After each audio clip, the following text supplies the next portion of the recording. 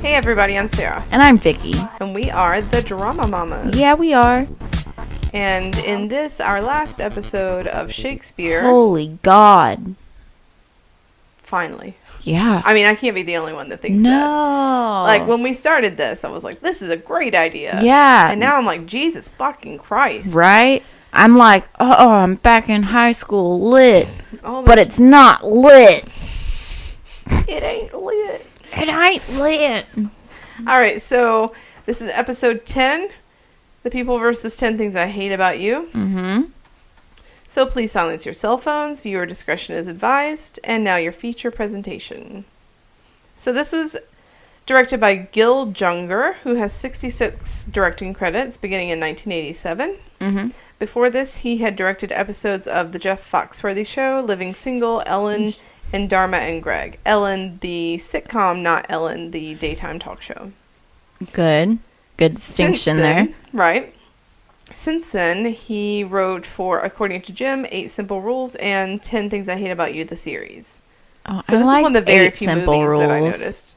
I don't remember it. That was John Ritter, right? I think he died on set. Oh gosh, that's awful. And like the daughter from it was Reba funny. And Kaylee Cuoco. I haven't seen it, but but I remember it was I'd like to think I know a lot about it. Right? I'm like, I don't know.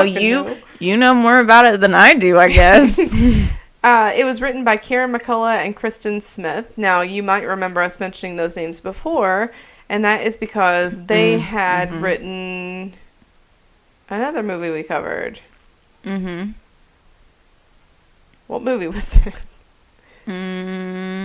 Oh, She's the Man. Mm-hmm. They wrote She's the Man. Yeah. After this. Yeah. For a second, I was thinking it was O because Julia Stiles. Yeah.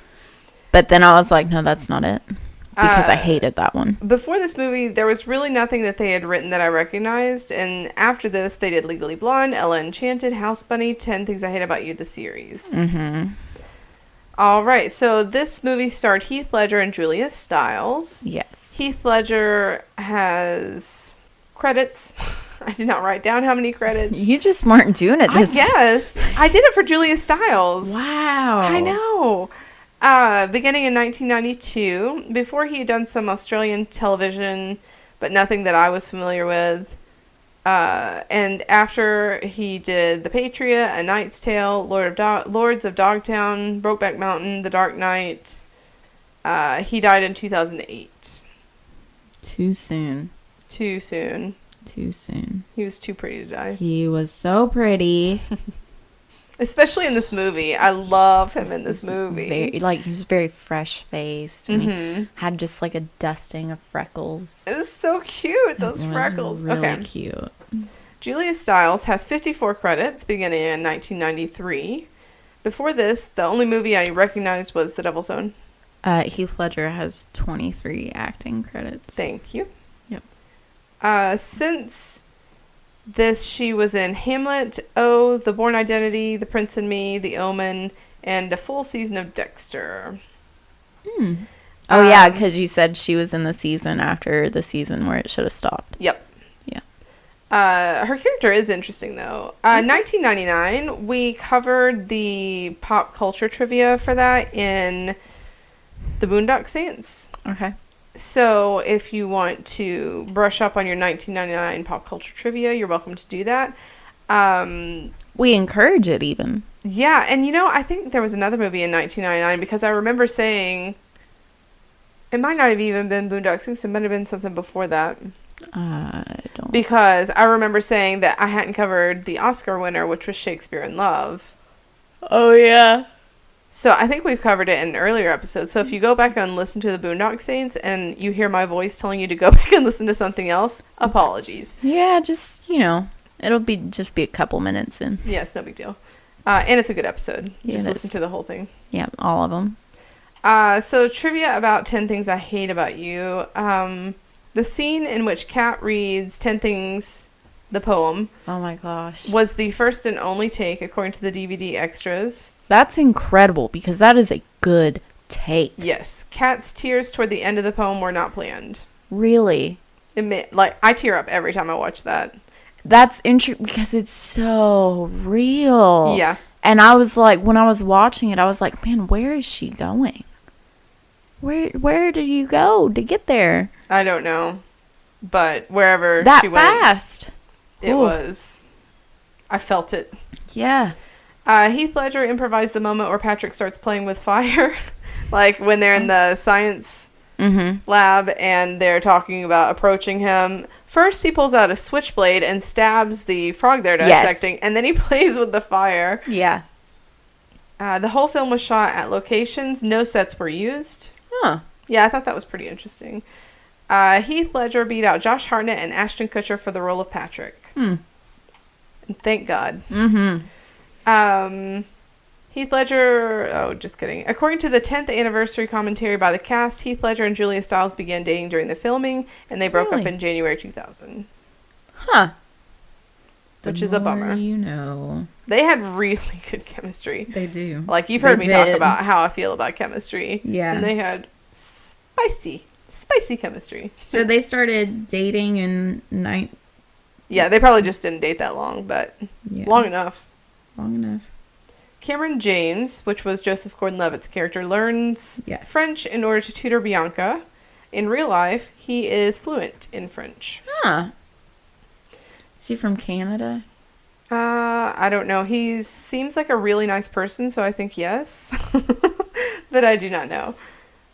Julia Stiles originally auditioned for the role of Bianca Stratford, and Larissa Oleynik, who plays Bianca, originally wanted to play Kat. He's not Canadian. Oh. Really? They wanted to play well, I don't know if Julia Stiles wanted to play Bianca, but that's what she went out for. Huh. I could not see them playing the other. Yeah, they played those so well. Yes. It's very hard for me to try to have them switch. Plus, like, Julia Stiles has a face. Oh my God. It's not a face that I love, but it's a face like she can kick your ass. Yeah. Probably. In high school, you're like, I'm not messing with her. Face really well. Yeah. Like Bianca, she's soft. Part of that, I'm sure, she's very pretty. The way that they made them up. Could be. And they actually, I thought they looked a lot like sisters. Like, they looked similar enough that I could buy that they were sisters. It would have been really easy to make Kat a punk rocker, cut her hair short, dye it black, do heavy eyeliner, and they didn't. Oh, she dressed like a pretty normal teenager. Yeah. But you knew not to fuck with her. Yeah. Like, I thought that was a good choice. Andrew Keegan didn't know how to draw genitals for one scene. And so David Krumholtz, which I think was the guy who drew the dick on, had to teach him. Who doesn't know how to draw a dick? I mean, I know this was a world before Superbad, but who doesn't know how to draw a dick that has one? I don't know.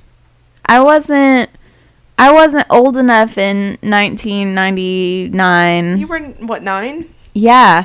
I wasn't old enough for my friends to be like, let's all draw dicks. Yeah, but so I don't know when he made the movie. Well, I know, but I don't know anybody who did draw dicks in 1999. Are you okay? Yeah. Okay. Oh, It looked like you had a crick in your neck. No, my shoulders are tense, so I'm trying to pull them. Sorry. I don't know that it actually helps anything, but I was like, what do you mean am I okay? Fine. The table dance scene is what led Julia Stiles to Julia Stiles' leading role in Save the Last Dance. Huh. Which is a really good movie. Interesting. That's really interesting. She dances pretty well. I'm sure.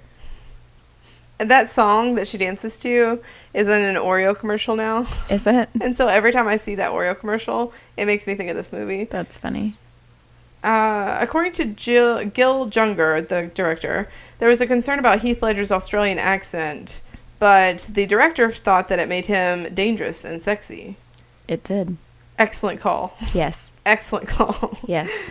The large sculpture in the background in the scene where Cameron approaches Bianca for help is not a set piece, but an actual mixed media sculpture known as the Fremont Troll. Oh, yeah, okay. Its location under the north end of the Aurora Bridge. Its location is. When the director's agent gave him the script for a teen version of The Taming of the Shrew, he said absolutely not. He admitted in the production notes, I had no interest in doing a typical high school film. I wanted to do a romantic love story, but at the urging of my agent, I read the script. I loved it. The depth of it surprised me. It's a really romantic love story. The plot is beautifully interwoven, and the humor works because it comes from the characters. I'd agree with that. Yeah, I'm glad he made it. Me too. Cameron refers to getting someone to date Kat as extreme dating. In 2005, Andrew Keegan, the guy that plays Joey, acted in a film called Extreme Dating. Oh, and at the end of the movie, when it pans up from Kat's car where they're making out, you can see the letters AFF in her spot, leading you to believe that she's parked in a staff parking spot. I've seen that movie like 10 times and I never noticed that. But that's funny. I did the research before I watched it this time. There were several things that I noticed this time that I hadn't noticed previously.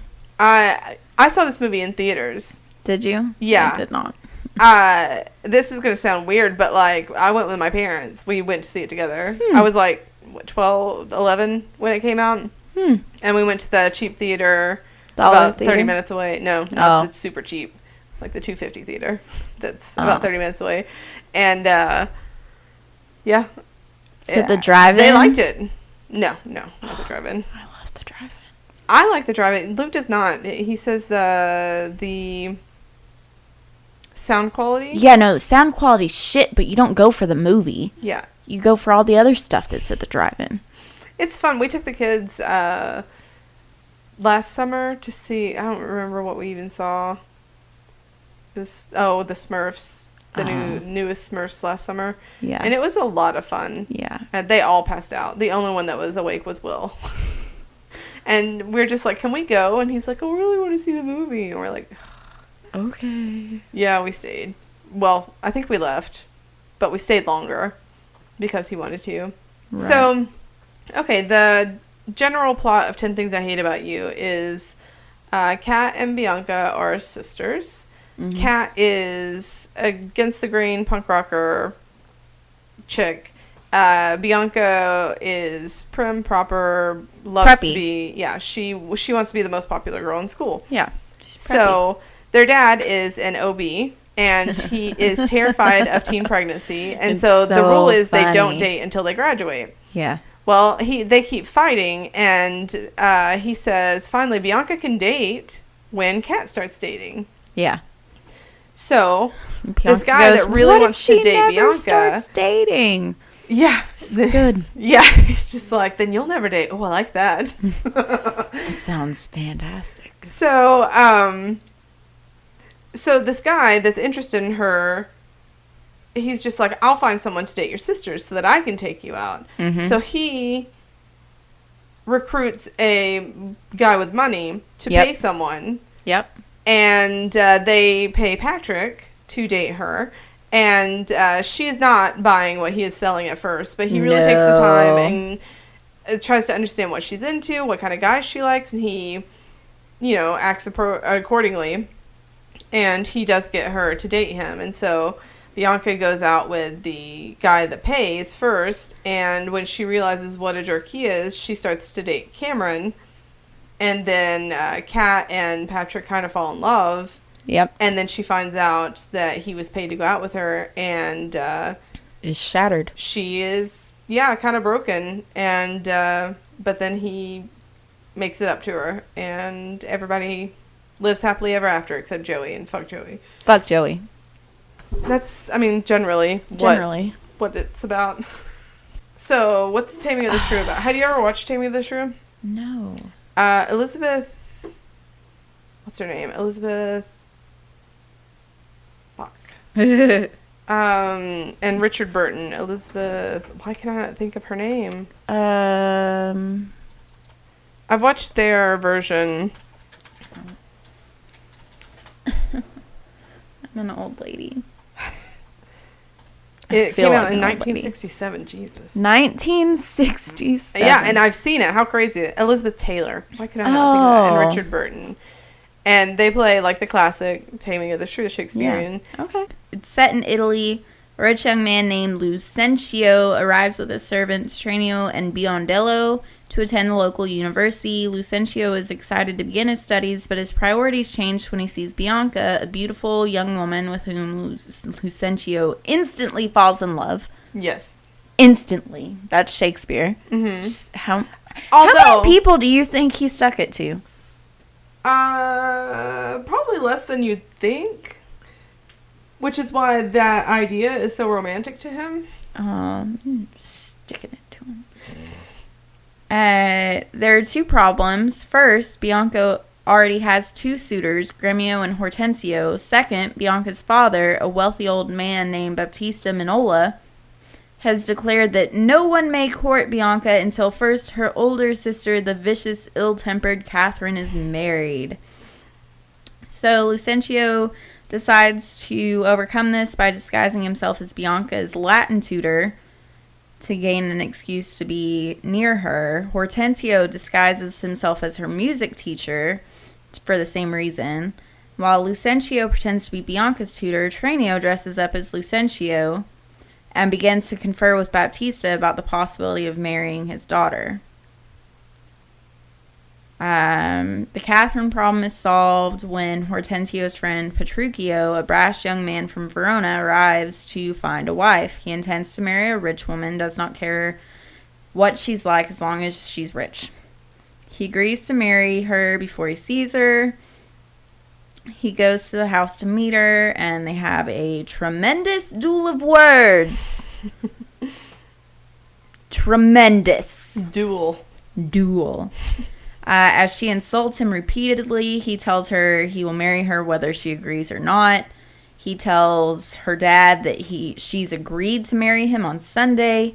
Hearing the claim, she's silent and the wedding is set. On Sunday, dude's late to his own wedding. Nice. Right, I was late to my own wedding. Zach and I were both late. Nice. Together. We had a 4-month-old. It was a solid excuse. Right. He's late to his own wedding, leaving her to fear she will become an old maid. When he does arrive, he is dressed in a ridiculous outfit and rides on a broken-down horse. After the wedding, he forces Catherine to leave for his country house before the feast, telling all in earshot that she is now his property and he may do with her as he pleases. Once they reach his country house, he continues the process of taming Catherine by keeping her from eating or sleeping for several days. This sounds awful. Meanwhile, Lucentio wins Bianca's heart by wooing her with a Latin translation that declares his love. The other guy makes the same attempt with music, but Bianca loves Lucentio, and Hortensio resolves to marry a wealthy widow. Catherine and her husband return to Padua to visit her dad. On the way, he forces Catherine to say that the sun is the moon and that an old man is really a beautiful young maiden. Since Catherine's willfulness is dissipating, she agrees that all is as her husband says. He's just mentally broke her down. Yeah, this really actually, it kind of pisses me off. I'm like, what part of this is about fucking 10 things I hate about you?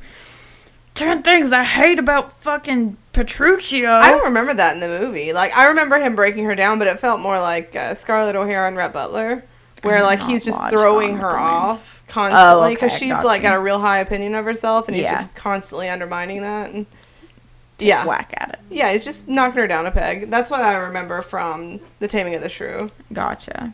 At last, Bianca and Lucentio arrived to spread the news of their marriage. Both Vincentio and Baptista finally agreed to the marriage, which is good since they're already frickin' married. Right. At the feast following the wedding, Hortensio's wedding to the widow, the other characters are shocked to see that Catherine seems to have been tamed. She obeys everything her husband says and gives a long speech advocating the loyalty of wives to their husbands.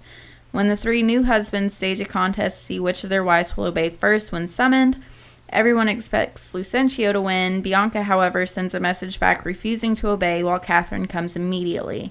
The others acknowledge that he's won an astonishing victory, and the happy Catherine and Petruchio leave the banquet to go to bed. Yeah, I don't remember the movie like that. Yeah, I don't feel like you would. Yeah. Because I don't feel like you would like that. No, I wouldn't. Like, the way that I remember it is, like, she is truly horrible. Like, she's stubborn for the sake of being stubborn. Mm-hmm. And rude for the sake of being rude. And she's just generally awful. And he tries to be nice at first. Mm-hmm. And when that doesn't work, he's just like, well, the fact of the matter is, you don't have a lot to say. Right. So, like, if you're not going to be nice to me, I have no reason to be nice to you. Right. And so, like, when they come home, she's like, I'm going to bed immediately. And he's like, no, you're not. Like, you've been a bitch, and now you're not going to be able to sleep. So, he does keep her up, if I remember correctly. And, I don't remember anything about the food, but, like, if it was probably something like, you know, well, can your kitchens handle, you know, this? I don't know, probably not. You know, that kind of thing. Mm-hmm. And he's just, like, not bowing to her. Right. And eventually that gains her respect. That's how I remember it. Instead of breaking her down mentally and physically. Like, I don't picture Elizabeth Taylor being like, yeah, sure, I'll do that. Yeah. Like, I don't... Obviously, I don't know her. Mm-hmm. But she doesn't strike me as the type of woman who would be down with that. Right. And would have been like, yeah, okay, I'll do that. Yeah, sure. It just doesn't feel... I don't know, maybe it's different in right. context. Like, when you explain it, like, literally that is what it is, but in context it feels different. Yeah. Because when you just read it like I that, don't know. Like, I don't remember it like that. I didn't listen to either play this week. I remember really liking this movie. Had a lot of other stuff going on. Yeah. Yeah. Not just 10 Things I Hate About You. I remember liking The Taming of the Shrew. But, I mean... Well, I've seen several modern takes on The Taming of the Shrew, and none of them ever feel like he's abusive. Like, reading that, it felt abusive. Yeah. But, I mean, abusive, there were different, not guidelines, what is the word I'm looking for? Thresholds for what was considered abuse in Shakespearean times. Right. Yeah, I've recently read a modern take on The Taming of the Shrew, and I did not like it. Mm-hmm. Hardly at all. Well, it may be... When did you watch it? Like, how old were you? I was young. So I was it may probably, be... like, 15. That you're just seeing it differently. That's true. Through the eyes of your youth.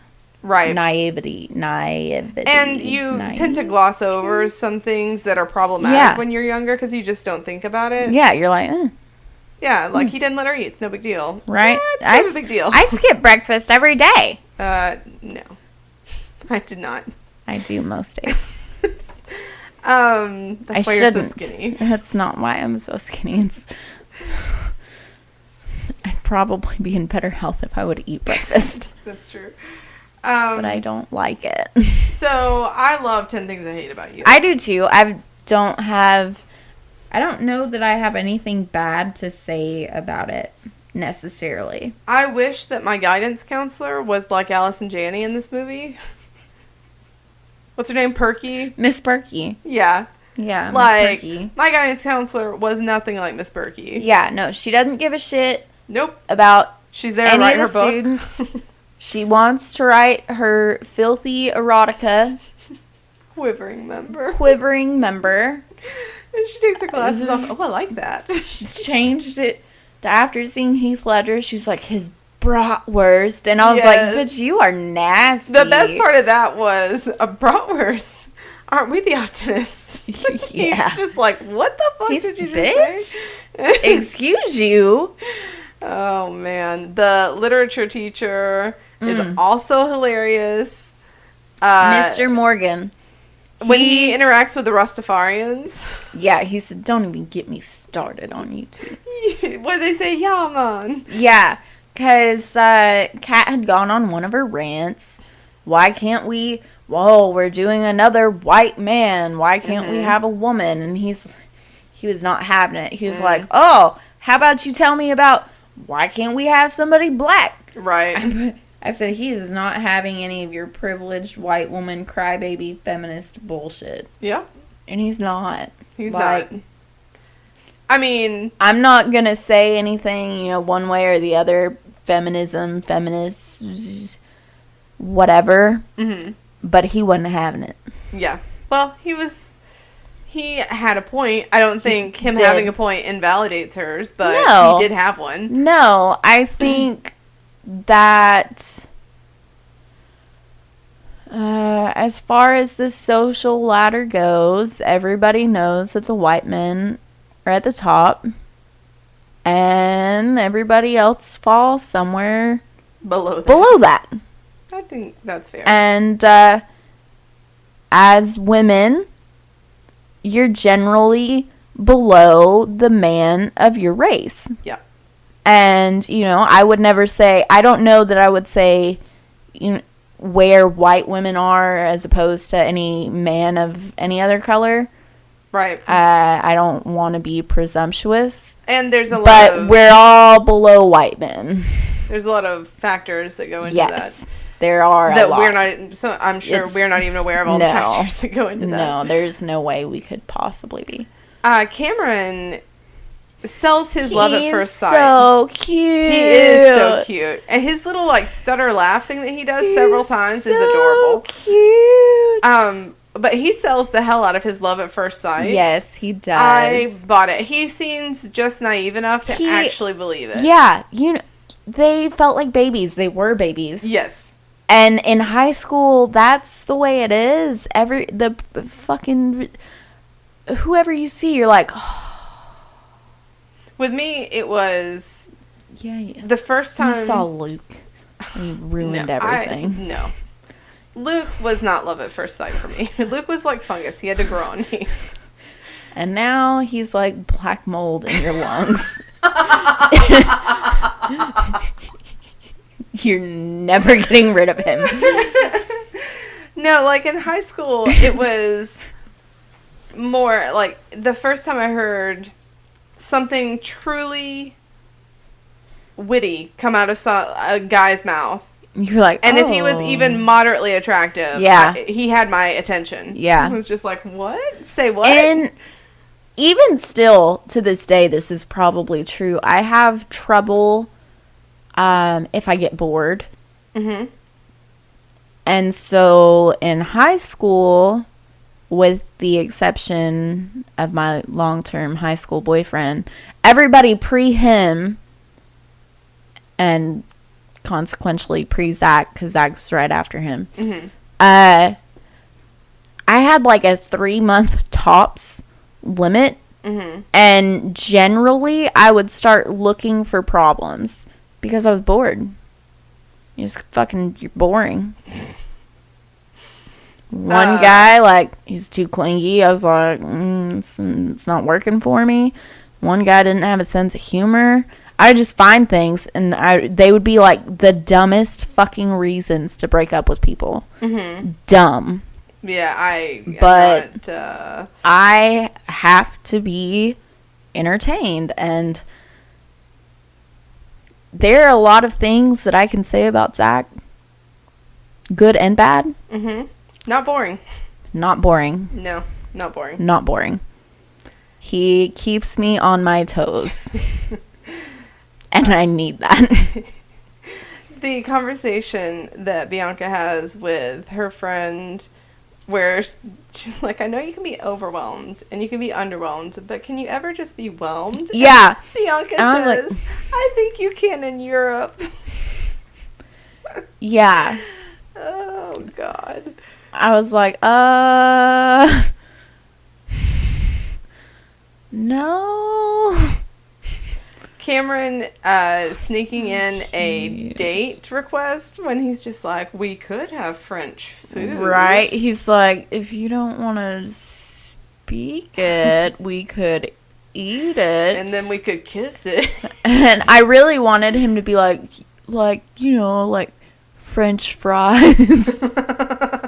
Bianca not being able to remember his name in that scene was setting my teeth on edge. It was so frustrating. Mm-hmm. She calls him Curtis and something else. Well, it's supposed to be because you're supposed to be like, Yeah, like what do you see? French for you. Well, she doesn't know that. Right, but I do. Damn it. Several times Bianca says that Kat is hideous. I'm like, you could say lots of things about the character Kat. You could say a lot of things about Julia Stiles. Hideous? I don't think so. I think it depends on her makeup in the movie. Oh my god. You are the worst. Look, in my notes, at some point, let's see. I don't actually see it. But I did in my notes somewhere say that I would take back what I had said. Oh, I take back what I said about Julia Stiles always playing the same part. I still don't like her face, though. May the record show that you took it back. I take back that you are a shitty actress. You still have a shitty face. You know she's hanging on our every word. Maybe we'll get a Jimmy Kimmel instead of mean tweets. We'll get Vicky saying mean things. About actors. Do that for a long time. Michael, the nerd, is a good friend. Mm-hmm. Like, he just met Cameron. Cameron just met Bianca, and Michael's like, I'm with you, bro. Like, we're going to get this for you. Well, at first, he's like, don't bother. Stop. Yeah. Stop. You're embarrassing us all. But once he's in. Yeah, he's in. He's in. He defines a backer as someone with money who's stupid. Yep. Which was funny. Yep. And they found the perfect person. They did, because Joey is stupid, if nothing else. Yeah. And he's got money. When he approaches Patrick tries to strong-arm him into giving him more money. Yes. And he says, 2 movie tickets, $15. Now, that's, at the time, supposed to be a ridiculous overestimation. Right, but now when you hear it, you're like 2 movie tickets, $15? That's great. Yeah. That's great. Did he say you add in some popcorn, now it's 50? I think he said 53. That's what I wrote down, but I might have just such a big difference. Jump. It was so funny. And then Raisinets makes it 75. Yeah. And, I was like, this is supposed to be inflated gouging, but in 2018, like, Patrick just lost. Right? Lost money. Like, wait. Dude, two tickets to the movie, that's going to be at least $25. Kat describes herself to Bianca. She says, I'm not hostile, I'm annoyed. And I'm like, girl, same. Yes. I'm not hostile, I'm annoyed. Their mom left, they established that. Yes. One of the best lines in this movie is when she tells Patrick, because he says something about, you thought about me naked. And she doesn't deny it, by the way. She says, am I that transparent? I want you. I need you. Oh, baby. Oh, baby. Oh, baby. One of the best lines of any movie ever. And she's so, like, she's serious. Yeah. She's not, she's, like, sarcastic. But she's not laughing. No. And it's so funny because I remember being like that in high school. I was, yeah, you're great. Yeah. I can't stop thinking about you. Yeah. You're the first thing that I think of when I open my eyes in the morning. Patrick asks Cameron, when Cameron tells him the real plan, he reveals to Patrick that he is the mastermind behind this whole situation. Right. That he is in love with Bianca and he wants to get with her. And Patrick's like, what is with this chick? Does she have beer-flavored nipples? Yes. Why does everybody want this? Yeah, I love that he is not taken with her at all. No. What he says in the car with him and Kat when she's, like, drunk. And then she just decides to bestow upon him the opportunity to kiss her, which is why she's so mad when he doesn't. Yeah. Because that was a hurdle for her to get over, I think. Mm-hmm. And then to get turned down was humiliating. But yeah, what he says in the car is... Bianca sucks so much. She says to Cameron, she says that because her sister has black underwear, that she wants to have sex. Do you remember that, though? That was, like, the big thing. It may have been because of this movie, but I remember when I was in middle school, everybody was like, ooh, you're wearing black underwear. You're trying to have sex. And I was just like, no, I'm not. It's just black. I'm definitely not. Cameron's like, can we go to your room? And she's like, a girl's room is very personal. Right? Meanwhile, they're fucking, literally like, in her sister's room going through her things. So there's a easel and a canvas with like a thing all over it in her room. So you see Cameron looking at it like he might take it off so we can see what she was working on. But he doesn't. You know, she's wearing pants that have paint on them later, too. Yeah. It's interesting. When they go to tell Patrick to go to Club Skunk, they're just like, oh, we've got bad news. She doesn't like smokers. They take a cigarette away. They're like, and she had a picture of Jared Leto. So she likes pretty guys. And he just stares at them, and he's just like, are you telling me I'm not pretty? And they're just like, whoa, no, that's not what we are saying. Because he is pretty. Excuse you. Yeah. He is very pretty. He is. Well, he was. Aw, thanks. Is Club Skunk a lesbian bar? Let's discuss. I didn't get that vibe. He says, I can't be seen in Club Skunk. And then he walks in, and he is one of 3 men in the whole place. That's fair. And I never thought that before, but when I was watching it this time, I was like, Club Skunk? Is this a lesbian bar? Maybe. He knows the bartender, which I think is supposed to be foreshadowing for when he gets the band to go into prom. Yeah. But that's very light foreshadowing. Yeah. When Bianca tries to go to Bogey Lowenstein's party, which, by the way, that's the best character name ever. So I don't know how many times I've seen this movie. Somehow it had, like, escaped me completely that Cameron's friend was like, fuck you, Bogey, and was like... Yeah, he's the one that... He's the one who's like, oh, yeah, your little wine and cheese party. Yeah. Fuck you. You know why he's getting him back, though. Yeah. Like, I saw that, and I was like, beginning. Yes. And I was like, he never got his revenge. And so I was watching, and then I was like, oh, he did. Big time. The dad said... And then I hadn't noticed during the party, you know, when Bogey's freaking out. I was like... Yeah, like it's why did I not notice this before? That's so funny. This time I was like, you're stupid. You're stupid.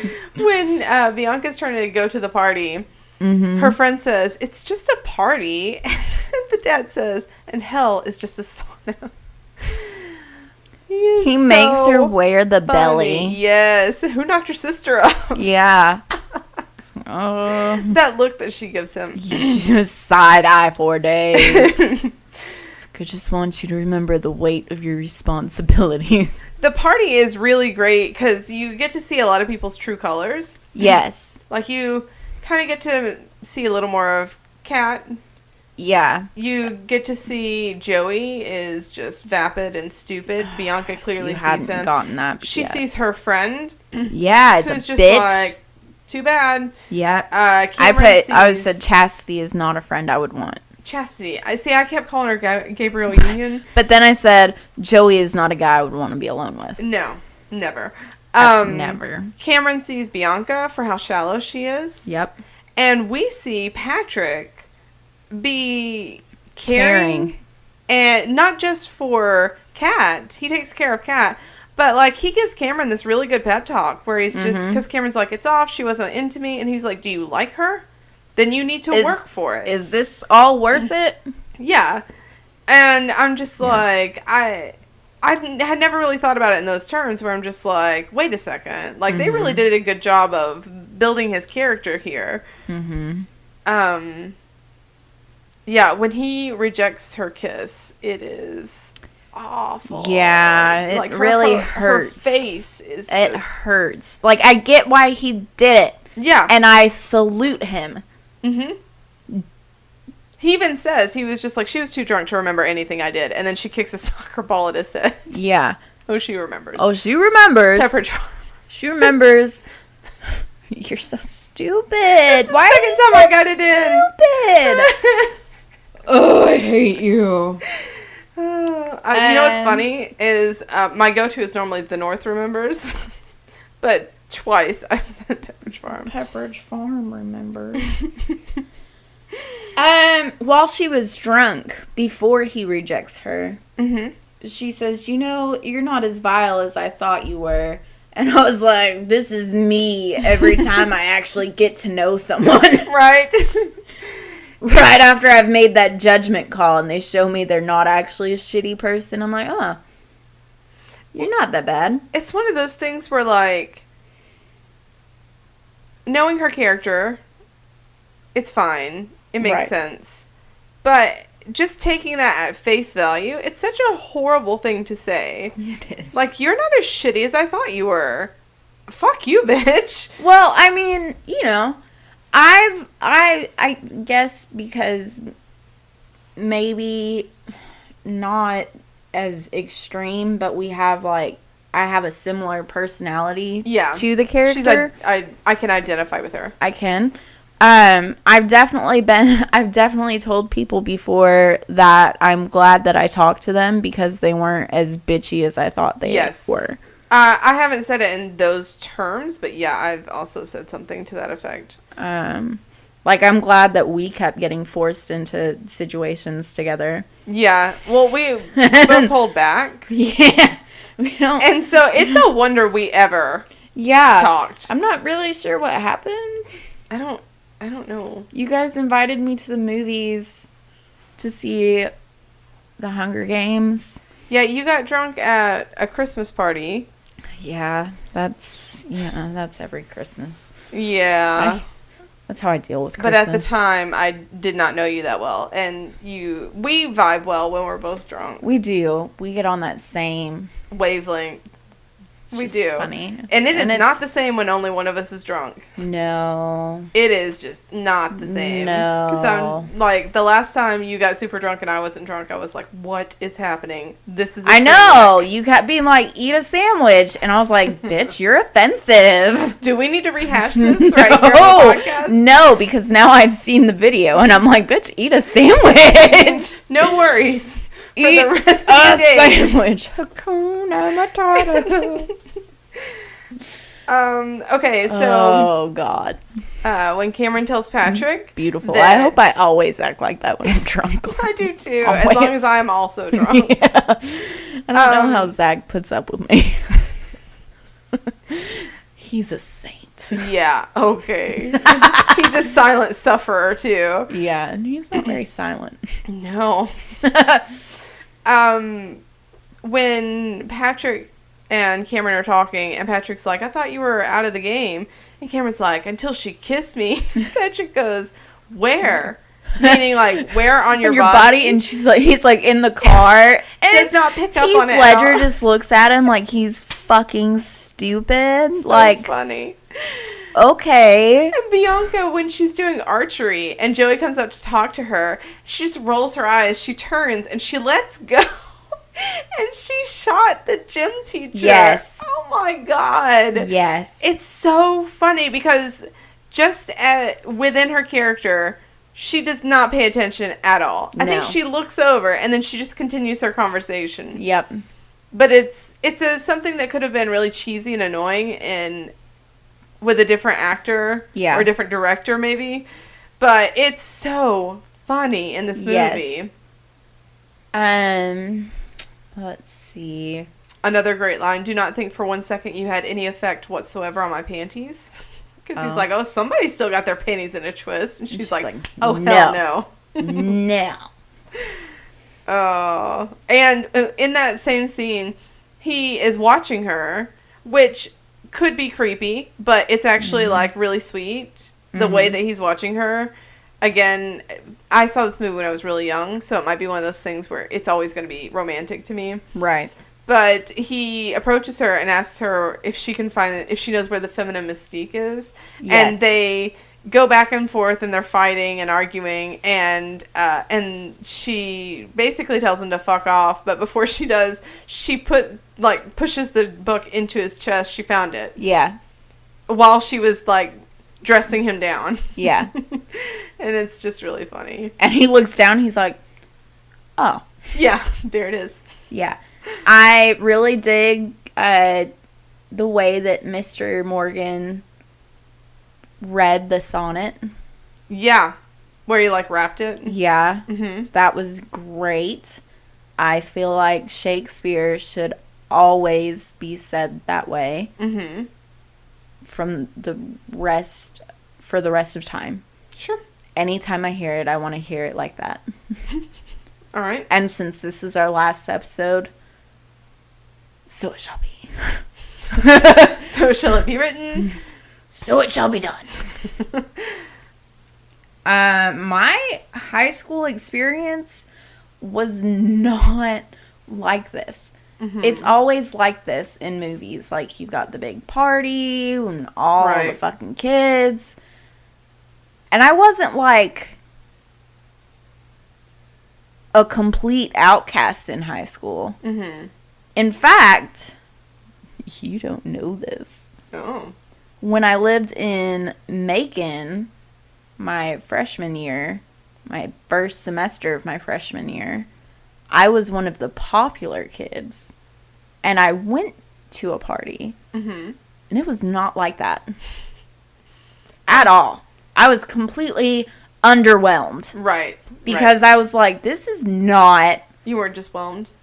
No. Well, you were in Europe, so... Yeah, no, it was Georgia. So I was like, I don't think this is how life... The movies have lied to me. But have you ever gotten someone out of detention by flashing your teacher? No. Me neither. I've never tried to get anybody out of except for myself. Mm. I've tried to get myself out of detention. I didn't have detention. I got detention maybe like... I had detention a few times. I had detention once in like 7th grade, and it was just a really shitty teacher. Yeah. She looked like a fucking Furby. No, I went through a phase where I didn't give a shit. Mm. I yelled at a teacher. At also school, in the 7th I didn't grade. give a shit at school. Yeah. I don't give a shit now. They made me go to see a counselor because they thought I was angry. Oh. I was. I got in-school suspension once. Mm-hmm. I got in school from... Because I fucking couldn't pull my nose ring out. Do you remember that English teacher that was such like a Nazi about the dress code? Higgins? Yes. She sent me to in-school. I was really pissed about it. This wasn't even my teacher. Saw me walking down the hall. Buckner. Ah, yeah. Yep. Saw me walking down the hall, stops me. I'm on my way to class. I'm not doing anything wrong. Except for having metal in my face. Wait. Buckner guy, Buckner girl? Girl. Okay, that's who I thought. Yes. The most rotten of the rotten. Some people loved her. She's really not that bad. I never had her. But I never had her either, really... Some people really loved her. That was my first experience with her, and it colored it. I never had Mr. Curtis either, but I heard he was an amazing teacher. He was. Yeah, I believe you. He was. He was the one with all the reptiles, right? Yeah. He called everybody by their last name. Drills. Yeah, he called everybody by their last name. He was a good teacher. I did not like being called by my last name in high school because it was ridiculous. I didn't mind being called by my last name. I had one guy when I was in middle school. Yeah, because your last name was 2 syllables. Yeah, but it was it didn't sound like fart. I bet nobody ever called you farter. I had one guy that would make horse jokes all the time. Oh, God. Yeah, and I'm Kids are original. Yeah, I'm like, bro, your last name is Howell. Like... Why don't you go howl at the moon, you fucking I'm freak. like, what is it, a full moon? Shut the fuck up. Yeah. I mean, I would never. That paintball scene. Mm-hmm. Now, I've not actually played paintball, but it is my understanding that paintballs hurt. Yeah. And they don't just, like, in my head, they don't just explode like that instantly had, when they like, throw. balloons. That's what I was wondering. I was like, do they have paint-filled balloons? See, this is misleading because I also thought paintball, this is paintball, right? Right. So, like, but then I was like, they don't have guns? briefly had this boyfriend when I was, like, 16. He was, like, rednecky. Yeah, he was a very sweet guy, but we Sure. literally had nothing in common. Yeah. I don't even know how it happened. But yeah, I mean, I have one of those. like, we went out for a little bit, and he wanted to play paintball. Because we his live dad had here. some land. We live here. We live here. And my only exposure to paintball up until that point was this movie. Oh, And I no. was like, that's romantic as fuck. Yes, we're doing that. And then he pulls out his, like, gun, like the paintball gun. Yeah, and that's they got look serious. CO2 and shit. Yeah. And I was like, and he's handing me, like, eye protection that's not cute like what Julia Stiles wears. Nope. And I'm like, what is happening? So we played, and I was really bad at it. And it doesn't feel good, but it doesn't feel that bad unless somebody's super close. But Yeah. But yeah, I was, like, horribly misled by this movie. Yeah. I was just like, oh my god, That's this is not the funny. same. That's awful, but it's Yeah. funny. It is. It's sad. I did put that in my notes, though, about the paint balloons. 'Cause Yeah, I wondered. It's really super cute and romantic when he pulls her down into the hay and then he takes his glasses off and he throws them and they make out a little bit and then they get back up and she starts throwing paint at him again. I'm like, he's not wearing glasses. Right? You're gonna put his eye out. Put your eye out. Yeah. It's funny that your mind went there because my mind went to, he needs his glasses. He can't see without his glasses for my girl. That's funny. It's the I most heartbreaking appreciated all the callbacks to Shakespeare, like with her friend. Mm-hmm. How she was just in love. And a couple people say it, like, when they call her a shrew, and Yeah. Cameron says, I burn, I pine, I perish, which I think is a line directly from the play. Yeah. But yeah, they do have a lot of callbacks. They live in Padua, I think. That's the name of the town that they live in. Okay, here is the biggest problem that I have with Patrick. Okay. After His the name is paintball. Patrick. No, you know what? Okay, like, side note, you know that Australian show that, like, broke my heart? Yes. The character that died, spoiler alert, Spoiler alert. is named Patrick. Aw, what mom? And he is gorgeous and Australian. And here's another gorgeous Australian Patrick. Aw. I know. They're both dead. I kind of forgot that his name was Patrick in this movie until they said that. And then I was like, oh, Patrick. That's funny. So Joey ends up giving him $300 for prom. For prom. Oh, this is where his character broke for me. When he tells her to go to prom with him, and she's like, are you asking or telling? And he was like, I'm asking. I just want to spend time with you. And she's like, why are you pushing this? Yes. And then he starts making her feel like she's crazy. Yeah. Where he's just like, I just want to spend time with you. Why are you acting like this? Right. there's nothing for me to gain from this. This is why girls have trust issues. Yeah. I believe that there was a time in the midst of all this that he could have come clean. There were several times. And it would have been okay. There were several times. I do think it is something he would have had to time. Like, he couldn't have just done it at any time. What? In my notes, it says it pisses me off that he's not honest with her to begin with, like, after paintball. Yeah. He totally, like, after they did their paintball thing, they were laying there on the ground. When they were on the paddle boats. You could have and they had that moment. said something. Yeah. Just say, hey, this is how this started, but listen. Yeah. Turns out I really actually like you. Yes. But when he makes her feel crazy. Yes. And that's exactly like that what he's shit. trying to do. Yeah. I hate it. I don't like that shit. Yeah, I don't like that shit either. And then when she goes to prom, she apologizes to him for acting crazy. And again, he says he forgives her. Right. What the fuck, bro? Right. Oh, it's so horrible. That's his only flaw. His only flaw. He's flawless otherwise. But the guy he gave the money to, Mm-hmm. the band director. Yeah, he gave him some money. I thought he was a janitor at first. He gave him at least 100 because I saw the 100. But that's where I was going with the $300 for prom. One of them went to the dude for the band. Did the other two just go to prom, like for his tux and stuff? I thought it went to the Fender. Well, I thought maybe, but then when the movie was over, I was Googling what a Fender Stratocaster goes for. Yeah, it's more than 300. A lot more. Yeah. It's like, I went to the Fender website and sorted them by price, and it was, the lowest was $599.99. Yep. And the highest when I looked was $1999.99. Oh, man. Another really bad thing that he does is after she knows the truth and they have like that thing on the balcony where they're arguing and he tries to kiss her. Yes, don't. I'm mad at you. Yeah, like why would you think that would seriously. fix anything? Take me seriously. God. Your mouth will not fix this. It will, but you have to put words out of it. The last thing I want from you is a kiss right now. Right? Don't touch me. Yes. Don't touch me.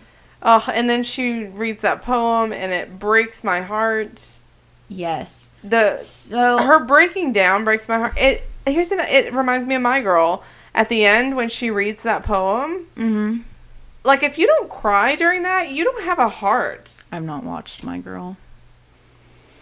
Oh, Vicky. No. So, I have a discuss. Would the singing and making a fool out of himself. Yeah. Would that win you over like it does Kat, or would it make you more upset at him for drawing attention to you? See, this is something like, is it creepy or romantic? That depends on if you're attracted to the person. Yeah. Because big romantic gestures, if you are not attracted to the person, are creepy. Yeah. I'm not entirely... Zach knows that I don't like a lot of attention when I don't want it. Right. You know, obviously there are times when I want to be the center of attention. Well, you struggle with anxiety. I don't think her character does. I do struggle with anxiety. But like, that would really bother me. Like, I get that it's a grand gesture. Well, and it's embarrassing himself because he embarrassed her. It's evening the playing field. Right, but, like, I feel like everybody knows you're singing to me, which embarrasses me further. I don't know that everyone would, no. It's my anxiety speaking. Yeah. It's like, hey, girl. Hide! You seem awfully calm. Hide in the shadows. I don't think that would bother me. No. Luke would never do anything like that. That's not his style. He has embarrassed the hell out of me, but it hasn't been with a big romantic gesture. Yeah. It's generally oversharing. Or, no, oversharing is the number one thing he has done to embarrass me. That's because he feels like if it happened, it's free for all. Yeah. Like, that's probably one of the biggest qualms Zach has with me. Oversharing? Yeah. With everyone or with friends? Well, it depends. There are times where I overshare because I get nervous and then I just start talking. Word vomit. And then I'm like, oh, shit. Or I'll say something and I won't think anything of it because, you know, my intentions were completely innocent. And he'll be like, you really shouldn't have said that in front of those people at that time. And I will do that to myself. Like, I will say something in conversation that feels fine in the moment, but then, like, as I'm replaying the day through my head, I'm just like, oh, that was really stupid. Or... See, I don't... Or I bet they thought this when I said that, and that's not what I meant. Like, that's the kind of anxiety that I have. And I don't really feel like I struggle with it, but it's there. I have that. Well, before I started taking my medicine, I had that, everything. And still, if you guys take too long to message me back after I've seen that you've I have that written, panic where I'm just like, after I say something wrong. After I see your face on my phone that says you've seen my message... I'm like, oh, no. When they're mad at me and I don't have friends anymore. I sent those 2 gifts when we were discussing things for tomorrow. And I was like, I hope that wasn't... They can interpret what I mean by that, because it could sound really weird otherwise. Like, I don't even know what you sent. I was barely paying it. I was not... Oh, excellent. That makes me feel so much better. I don't even read your text messages. No, like... I mean, I was at work. And so I was only half... Oh, yeah, I caught that. Okay. Yeah, I caught those. That's why I was like, yeah. I mean, I can handle shit if I need to. I don't like for people to think I'm weird, but it doesn't bother me as much as people thinking I'm stupid. Oh, yeah. Or less informed than I am. Like, it really bugs me if I feel like someone has the impression that I am ignorant on a level that I'm not. Like, I'm not saying that I'm not ignorant on something. Right. I am. Right. Like, you're not... You can't know everything. Right. You can't. You can't. So, there's always going to be someone smarter than you about something. But I don't like the assumption that you're stupid. Yeah. In general. Yes. About whatever. I don't feel like I give that impression, but sometimes I'll say something stupid, and, like, I will literally think about it for months. Man, that's why you have friends like me and Sonia. So when you say something stupid, we're just like, Why are these words coming out of your mouth? You're better than that. Is that what you mean? Or... That's another problem that I had. I never used to be a double down kind of person. Yeah. But the longer I'm with Luke, the more I find myself doing. Because Luke is a person where, like, he will say something ridiculous. Yes. Hyperbolically. Right. And then someone will say it. They'll try to poke a hole in it. I'm not going to go there. Yeah, let's not give an example. I'm not going to. Someone will try to poke a hole in it to make him feel stupid. But instead of backing down, he will double down on that shit. Yeah. Even if it's not his real opinion. Even if it's not real. Yeah, at all. Like, even if the laws of science say that he is wrong. He will double down on it. Like, just because. And on his morals. He's like, nope. It's a matter of principle at that point. I'm right. Yeah. You're wrong. Like, unless you can... Luke has told me about debates he's gotten into at work. And he will literally debate a wrong opinion knowing that it's wrong. But the fact that someone can't prove that it's wrong... He'll just keep going with it. And Zach probably does that too. Yeah, no. When Zach tells me about debates he's had at work and what he has said to people, I'm just like... Can you not? Like, I need you to have a job. Yeah. We are not okay on just my income. We wouldn't be okay on my income either. Well, no, you wouldn't. We'd probably be a little bit better off than you would. Slightly. Anytime I interact with Zach online... Oh, God, you have to double... I triple check any source that I am referencing. I know. I try to triple check my grammar, my spelling, what I said. And then I'm just like, do I even need to? Right. At this point, is it even worth inviting it into my life? There's like when we went to eat earlier this month, and you were sitting next to me because Addison was there. And he had posted some status, and it was something to do with taxes, and I thought he meant another word, and I was about to correct him. Excise. Yeah, I thought he meant excess, and I was about to be like, bitch, excess taxes. And then you're like, wait, Google it. Yep. Meanwhile, I've been with this guy for like almost 7 years. And I was just going to be like, no, fuck you. Because, probably because I've been with him for 7 years. I'm like, no, fuck you. This is what you meant. But he does that in person. To me.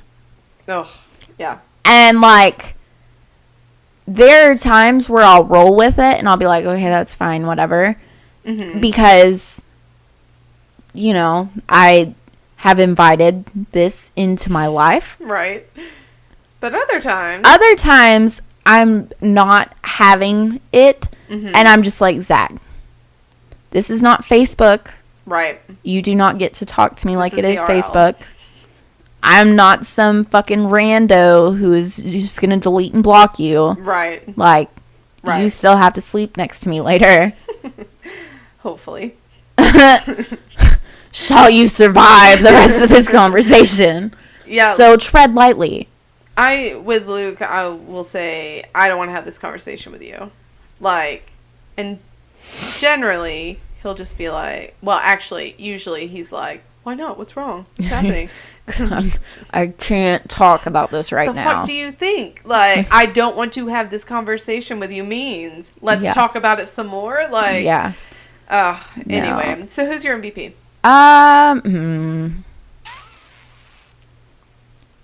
I'm gonna say the friend whose name I can't recall. Michael? Yeah. What his name? Okay. I'm gonna say him. Cool. Not because he's a good friend. super important, but because he is the one who comes up with a lot of the ideas that gets things going. Sure. My MVP, and he's a good friend. And he had a dick drawn on his face. Yeah. You took that poorly pretty well. drawn dick. He was like, there's a dick on my face in there. There's a penis. Is that a peach roll-up? My MVP is the dad. Oh, he was so funny. He is hilarious. Like, every scene that he is in is so funny. The fact that he did 7 crunches and he was like, okay with that.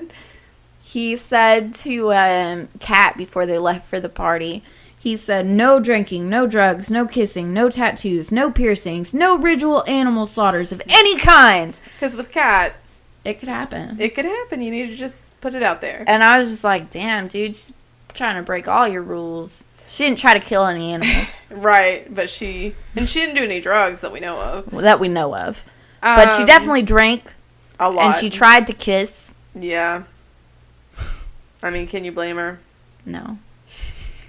So, as we're wrapping up, we're not only wrapping up the 10th episode, we're wrapping up basically the season of Shakespeare. Thank God. Which I think we can agree was a lot. Not what we expected. No. I don't know what I expected. Like, looking back in hindsight, like, we got exactly what I should have expected. Mm-hmm. But I was thinking, like, I don't know. I wasn't expecting to... It really limits the movies that we could choose from. Yes. And not all of them are well done. No. So, and I just that didn't enter my mind when we had the idea. No. It was a solid idea. Yeah. We've done I will... And honestly, I mean, I've enjoyed by myself. most of these episodes. Yeah.